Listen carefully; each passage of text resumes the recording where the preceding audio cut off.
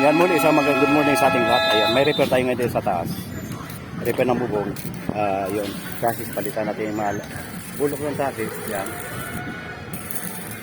At pipintaran natin ng chassis. Ngayon, bago natin yan. Linisin mo natin yung mga alikabok. Lagyan na yun ng turbo.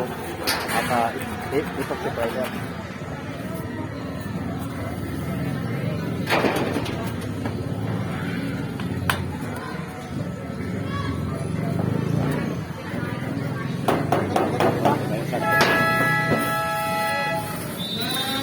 Sana wag munang umulan. Yan, makulimlim na naman. Bukas ang hero natin ngayon at ang warehouse ngayon, tuloy-tuloy yung product nito ilalim. Kaya pag umanggi konti, balik agad tubig ang yung hero.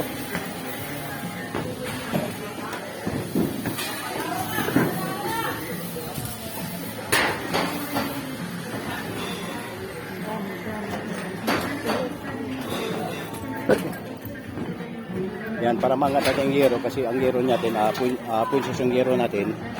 Lagay muna ng tali para maangat sa dulo na yan, para madukot.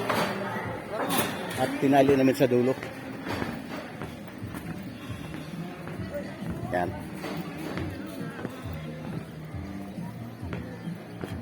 Yan, tinali namin sa dulo yan para maangat natin ang gero. Ito na ang nalatag namin mga nakarang araw. Inabot kami dito, sobrang init. At buhos ng ulan.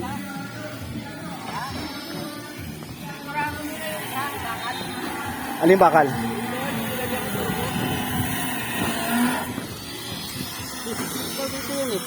O, pintura mo muna yun.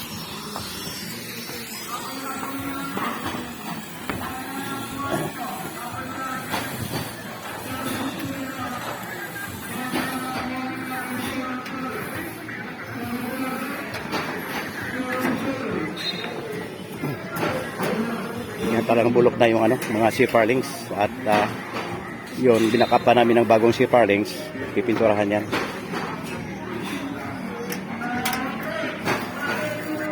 Sagdadan, Ming?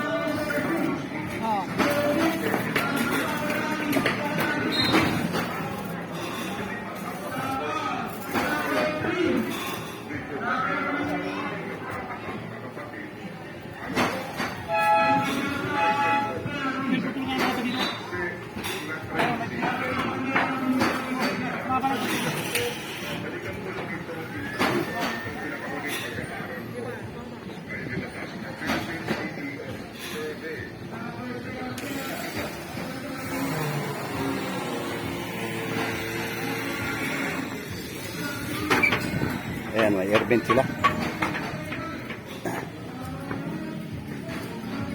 Dito naman sa bandang tayo. Ayan. Dito sa bandang red zone.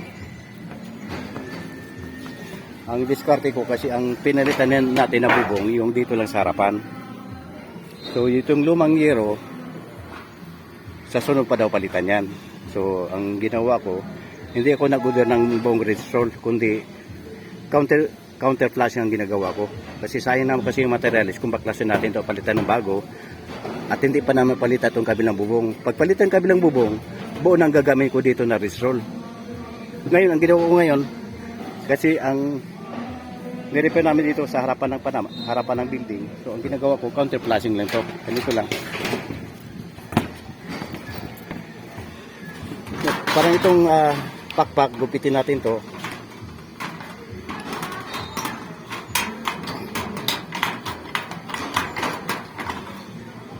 Gupitin natin po siya dito para maipasok natin yung counter flashing natin kaysa magpalit tayo ng bagong red roll. Sayang, pwede pa naman to. Para di tayo magsayang ng materialis. Pag bago na yung palitan ng gero to sa kabila, itong luma, saka natin palitan ng bagong red roll. Ang gagawin muna natin, nag-order ka ng counter flashing. Ito, papasok na ito sa loob ko. Yan. Yan, kaya ngayon. Papasok namin sa loob ko. Yan.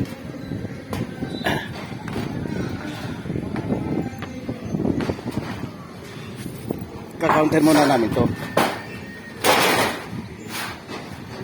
Ayan. Papasok mo natin ito. Ayan.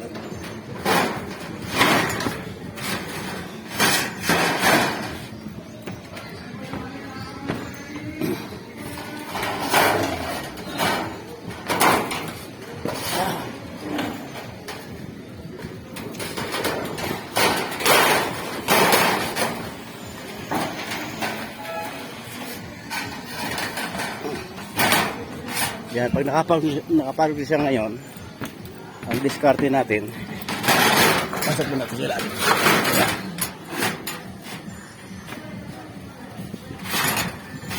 Yan. Pag nakapasok mo sa ilalim ng lumang ridge roll, gupitin namin dito kung anong kulbo ng iyo dito, ng rib type niya. Gugupitan namin to para maging fit siya dito sa rib ng gyero.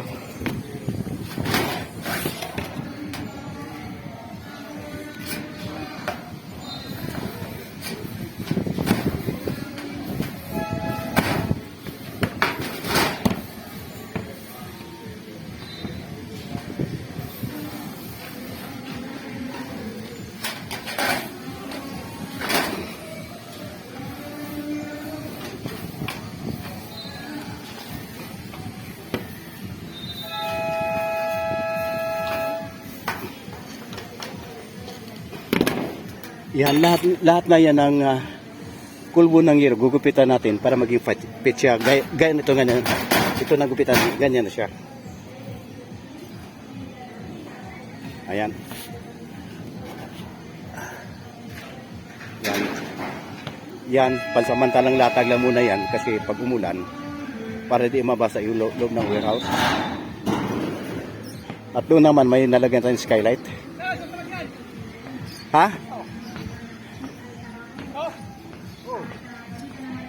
Dito.